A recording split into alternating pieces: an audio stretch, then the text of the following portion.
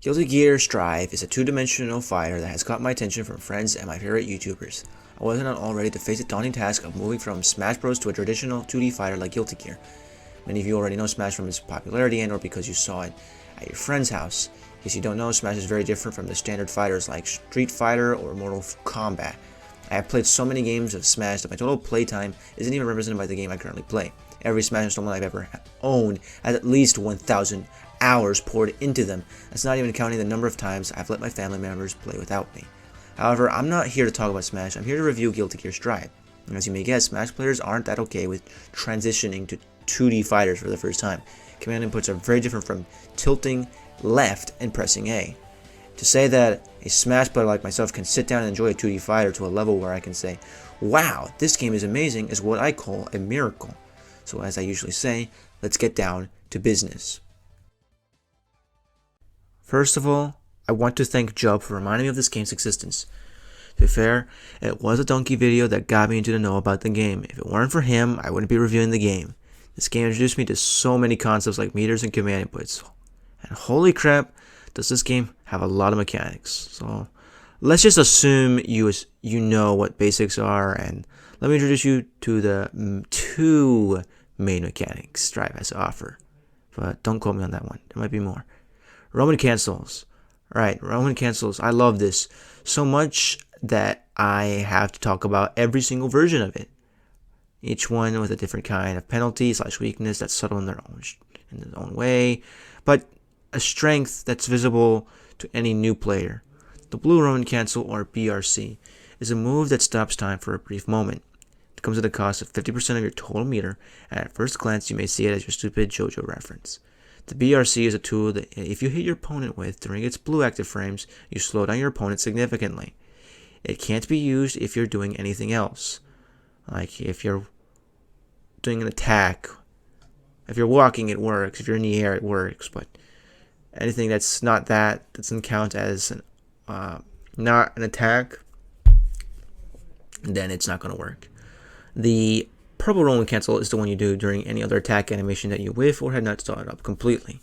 It has a similar effect to the Blue Roman Cancel, but the PRC does a very important job of getting you out of an animation that you want to be stuck in. So say you have a move that has a lot of end lag, and you don't want to be in a bad situation when you whiffed something super bad, like something with a lot of lag. You don't want to be there, so you press PRC and bam, you're out. You have no consequences for that, except you do. It's the 50 meter that it costs. I mean, it can be used to extend combos, but there might be a better way to extend your combos. The Red Roman Cancel is usually every player's best friend. Instead of slowing down time during attack animation, it works right when you successfully attack a player. Timing is somewhat tight, and the reward you get is an extended combo by bouncing your opponent up while slowing their fall, so you can fall up easily. This is one fun mechanic that you should use your imagination with whenever the situation calls for it. Now there is a Yellow Roman Cancel, but this one works very differently from the other ones in a less fun way. It's essentially your defense option at 50% of your meter. You'd use it right when you expect your opponent is matching attacks while you are defending. This causes the yellow form of the cancel that pushes your opponent into a neutral state so that you can use this to get out of a bad situation. If you flub it, you will eat a punish like this player here. Let's do some fun.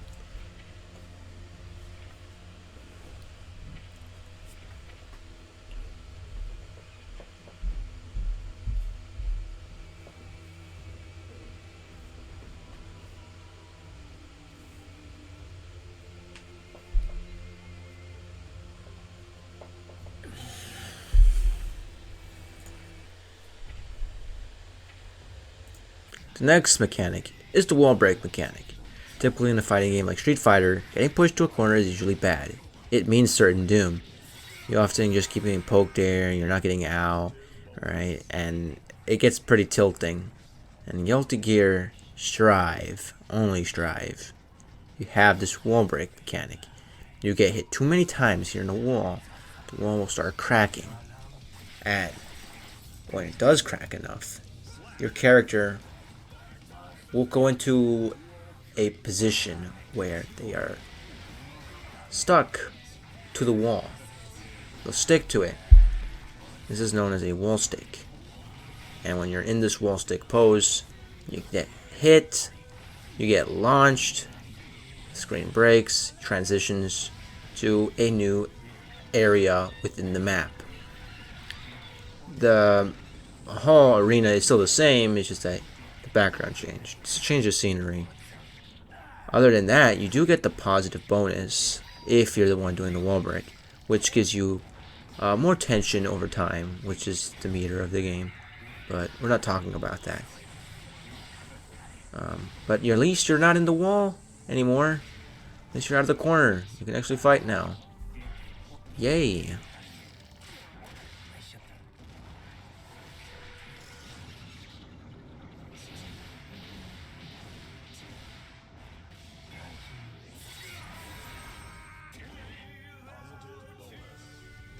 The character I like to use in this game is Faust, and he's one of the primary reasons why I bought this game. This dude is awesome. His moves are crazy, and he pulls out items at random.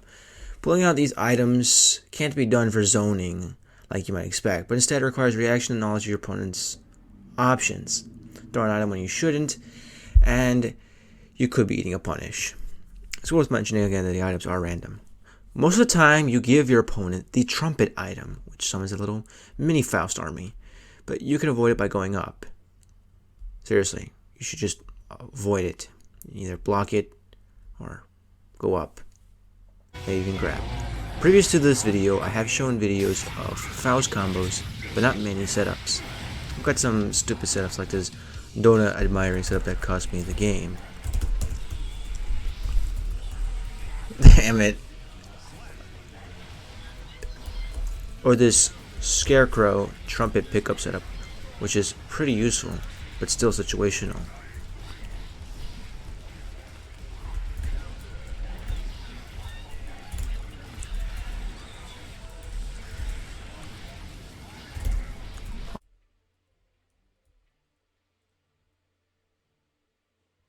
The footage I'm about to show you is the online mode. And let me just say this game's netcode makes Smash look like it's in the Stone Age.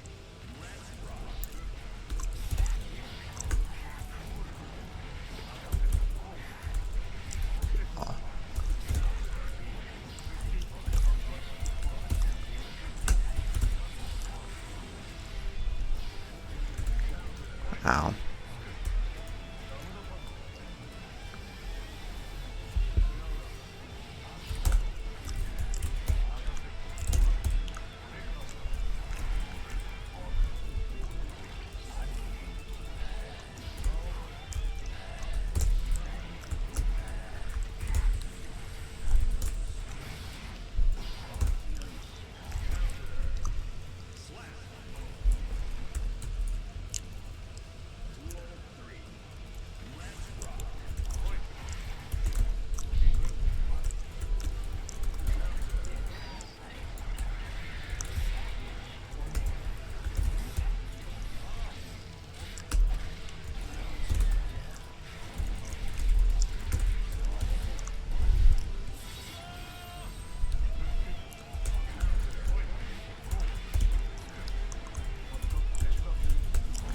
Ah.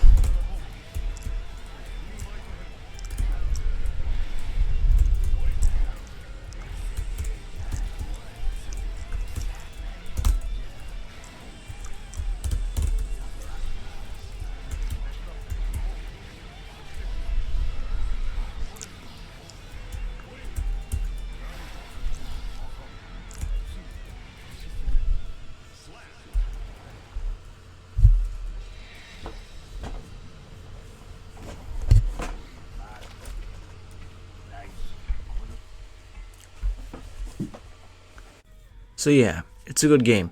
As of the making of this video, there is still more DLC to be made for the game, and I doubt we'll be seeing the end of the lifespan of this game by the end of the year.